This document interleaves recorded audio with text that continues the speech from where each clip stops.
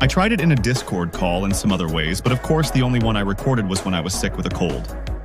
Genius. Next up, same product as last time, but I grabbed 3 M.2s this time.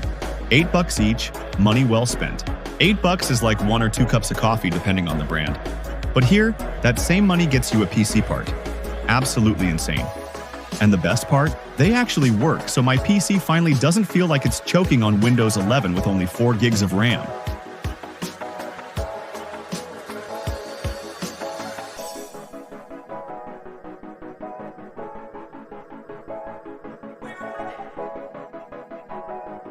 Oh, and yeah, I only got 128 gigs, not 256.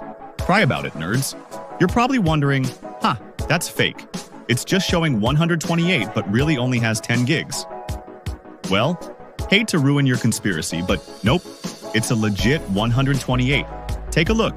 Oh, and I should mention, it only cost me $30.67. Just look at this.